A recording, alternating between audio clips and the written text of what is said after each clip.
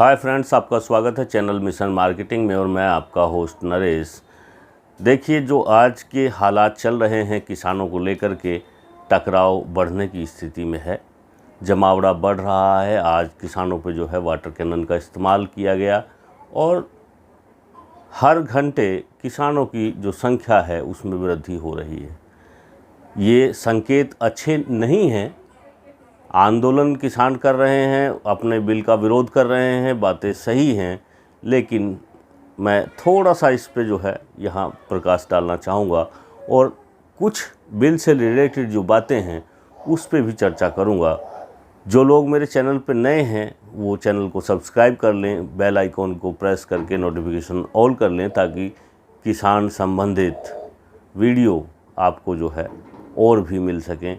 हालांकि हमारा प्रमुख उद्देश्य चैनल का मिशन मार्केटिंग है, लेकिन जब बात किसानों के हित की आती है तो हम जुड़े हुए हैं किसानी से, खेती से, और ख़ुद भी एक किसान हैं, इसलिए जो है हमें उस बात को प्रमुखता से रखना होता है।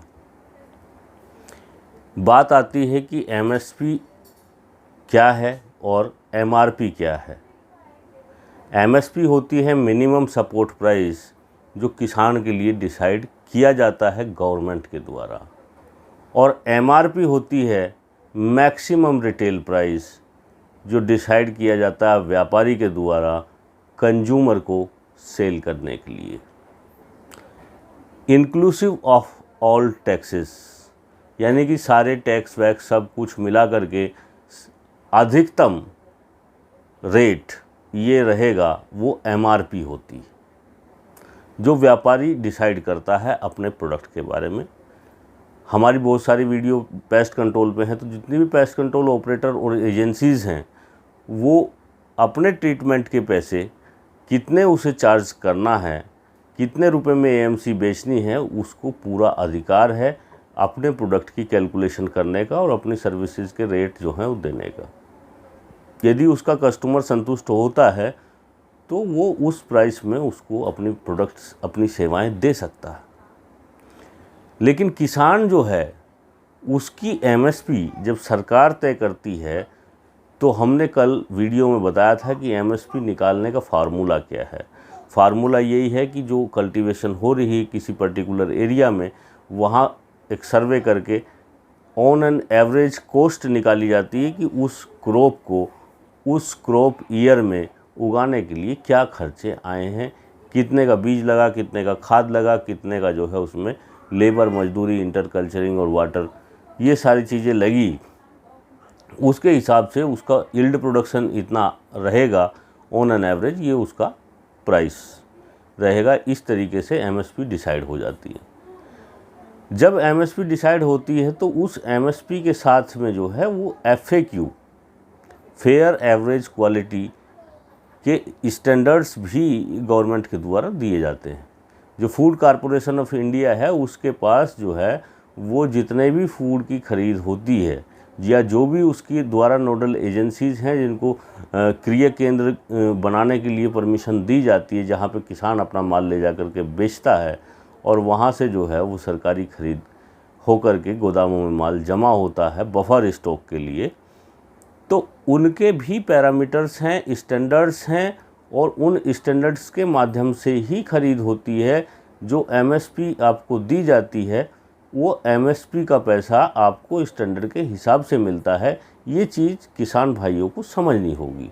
अभी तो क्या होता है कि जो बहुत से छोटे किसान हैं वो क्रय केंद्र तक जाते ही नहीं हैं।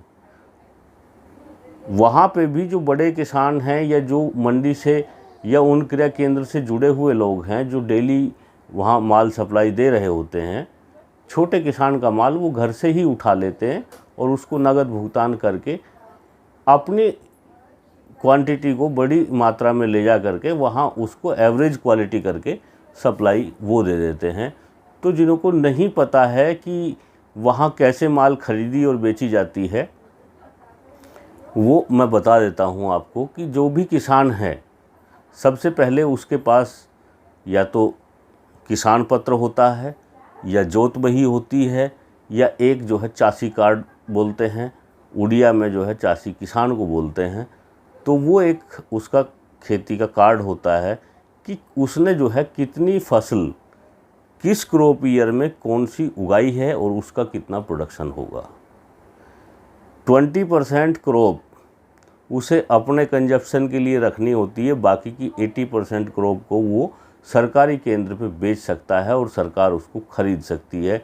लेकिन किसी भी किसान का जिसके पास उसकी जोत बही है, उसमें वो जो क्रॉप ईयर में जितनी फसल उसने उगाई है वो 100% उसको बेचने के लिए नहीं है, क्योंकि उसको 20% फसल सरकार खाने के लिए छोड़ देती है। तो ये आपका अधिकार है, आपको कोई बाध्य नहीं कर सकता है, आपसे कोई 100% जो है फसल ज़बरदस्ती नहीं ले सकता है।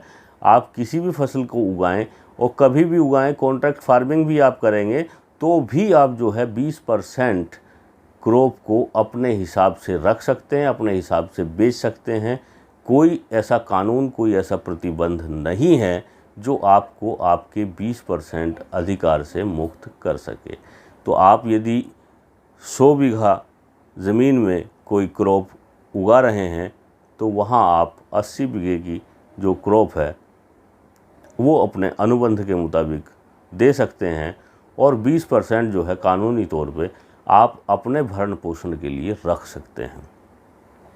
ये बात हुई आपको जो है कि कैसे जो है आपका क्रय केंद्र पे जाकर के माल बिकता है एमएसपी के माध्यम से।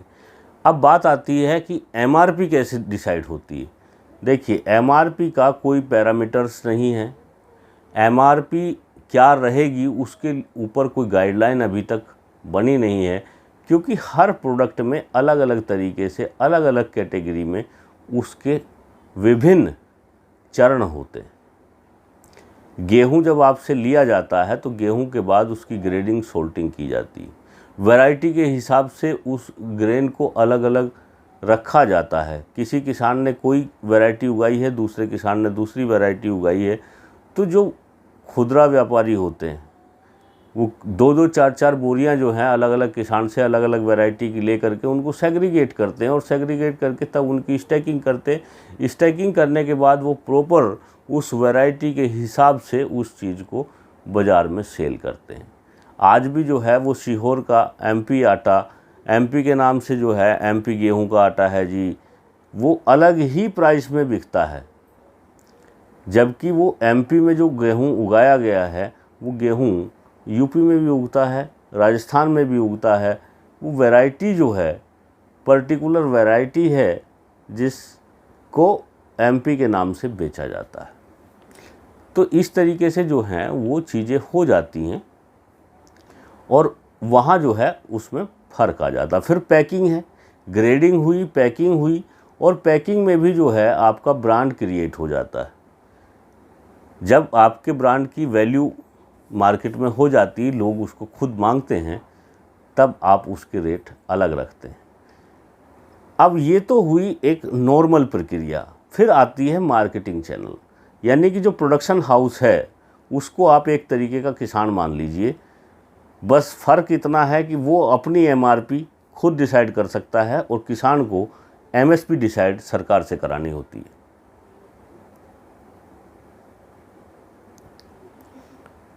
तो जो व्यापारी एमआरपी डिसाइड कर रहा होता है वो वहाँ मार्केटिंग चैनल का भी ध्यान रखता है कि उसको बीच में कितने चैनल्स पड़ने वाले हैं, कितने लोगों के माध्यम से वो माल कंज्यूमर तक पहुँचने वाला है। और यहाँ जो है उसको बड़े बड़े कमीशंस देने के लिए आपकी एमआरपी को डबल ट्रिपल कर दिया जाता है, यानी कि 20 रुपये की चीज़ को 70-80 रुपये तक लिखा जाता है और फिर उसे बाज़ार में बड़े बड़े ऑफ़र और डिस्काउंटों के साथ में उतारा जाता है। सपोज़ कीजिए कि 20 रुपये की चीज़ पे आपने जो है 70 रुपये एमआरपी लिखा हुआ है और आप उसमें 50% का डिस्काउंट दे रहे हैं कि 50% ऑफ है। एक्चुअल में प्रोडक्ट की कॉस्ट है वो तो 20 ही रुपये थी, लेकिन उसको 70 रुपये जब लिखा गया और वो 70 रुपये का जो डिफरेंस है, यानी कि 20 और 50 70 हुए, तो जो 50 रुपये का डिफरेंस है वो जाना कंज्यूमर की जेब से है। यानी कि एमआरपी पे भी जो है कोई रूल रेगुलेशन होना चाहिए।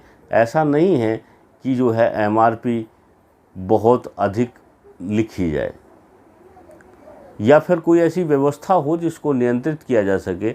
इसेंशियल कमोडिटीज़ हैं तो उनका जो एक्ट है, उसका जो प्राविधान है, अभी यदि वो एसेंशियल कमोडिटी एक्ट ही ख़त्म कर दिया जाएगा तो फिर जो है काला बाज़ारी और एमआरपी और बढ़ती चली जाएगी।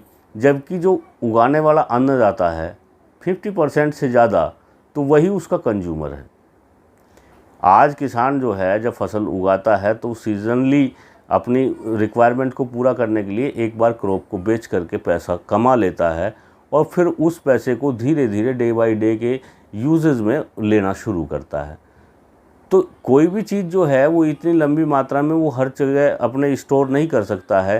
किसी ने गेहूं उगाया है तो उसको गुड़ की भी ज़रूरत है, उसको सब्ज़ी की भी ज़रूरत है, उसको दालों की भी ज़रूरत है।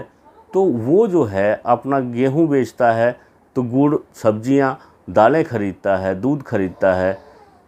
और जो किसान मिल्क प्रोडक्शन कर रहा है तो वो दूध बेचता है और फिर उस पैसे से बाकी चीज़ें खरीदता है। यानी कि कुल मिला के अल्टीमेटली जो कंज्यूम करने वाली चीज़ें हैं घुमा फिरा करके आपके सर पे ही आती हैं। और जो मिडिलमैन है, जो उसको बेचने वाला है, जिसको मार्केटिंग स्किल मैनेजर बोला जाता है, और लोग एमबीए करते हैं मार्केटिंग में कि चीज़ों को कैसे बेचना है, कैसे प्रोडक्ट जो हैं वो आपके रेडी होंगे, किस तरीके की शेप होगी, किस तरीके की पैकिंग होगी और कितना उसका प्राइस होगा, कितना कब किस डीलर और डिस्ट्रीब्यूटर को प्राइस दिया जाएगा, वो सारी चीज़ें जो हैं एक आर्ट बन जाती हैं। ये सारी चीज़ें हुई, एक चर्चा हुई और ये आपके समझने के लिए एक विशेष बात हुई। अब हम आ जाते हैं उस मुद्दे पे जो किसानों का मुद्दा चल रहा है कि क्या आंदोलन होना चाहिए या नहीं होना चाहिए। देखिए, आंदोलन जो है वो बार बार हुए हैं और आंदोलन होते रहे हैं, आगे भी होते रहेंगे। मैं यहाँ सिर्फ एक ही रिक्वेस्ट करूँगा कि देखिए, आंदोलन जब आप करते हैं तो उससे खुद ही आप प्रभावित होते हैं। सरकार उतनी प्रभावित नहीं होती है। सरकार में भी जो नुमाइंदे हैं, जो पुलिस है, प्रशासन है, फोर्स है, जितने भी डिपार्टमेंट हैं, वहाँ भी आपके घर के ही बच्चे लगे हुए हैं, वो भी किसान के ही बच्चे हैं और उन्हें अपनी ड्यूटी करनी। सरकार का प्रेशर है कि आपको लाठी चार्ज करनी है तो वो मजबूर होते हैं, क्योंकि जो सामने खड़े हैं वो उनके परिवार के अंग होते हैं, उनके चाचा ताऊ होते हैं, उनके भाई भतीजे होते हैं, उनके मित्र होते हैं, उनके साथ सहपाठी होते हैं, उनके पढ़े हुए वो नौजवान होते हैं जिनके साथ उन्होंने बचपन गुजारा है। एक तरफ जो है आपके धर्म हैं, कर्तव्य हैं, ड्यूटी हैं, और दूसरी तरफ आप ही के खून है, ब्लड रिलेशन हैं, आप ही के अंग हैं, आप ही के घर परिवार के लोग हैं जिन पे आपको लाठी चार्ज करनी है। मैं सिर्फ इतनी रिक्वेस्ट करूंगा किसानों से कि आंदोलन आप करो, लेकिन आंदोलन का तरीका बदलो। पिछली बार जब आंदोलन हरियाणा में हुआ और उससे जो क्वेश्चन मार्क लगे या जिस तरीके के हालात बने, वो हालात सही नहीं थे। आप आंदोलन को इस तरीके से भी कर सकते हैं कि जिस एरिया में शुगर मिल बहुत ज़्यादा हैं और वहाँ गन्ने का प्रोडक्शन होता है, तो आप अपना क्रॉप रोटेशन चेंज कर दीजिए। सरकार को पता लग जाएगा कि मिलें खड़ी करने से चीनी नहीं बनती है। जब तक किसान गन्ना पैदा नहीं करेगा तब तक जो है वो मील में चीनी नहीं बनेगी, बनेगी तो गन्ने से ही बनेगी। इस तरीके से आप कर सकते हैं। जिस पर्टिकुलर एरिया में आप आज 100 बीघा गेहूं उगाते थे, उसके क्रॉप रोटेशन में आप कुछ पशुपालन ऐड कर दीजिए। जो 100 बीघे में आप गेहूं उगा रहे थे उसकी क्वांटिटी को कम कर दीजिए, 20 बीघे में चारा कर दीजिए तो 20 बीघे में सब्जी कर दीजिए, और बाकी चीज़ों में भी इसी तरीके से आप कर दीजिए। आपका प्रोडक्शन जो है वो कई हिस्सों में बँट जाएगा।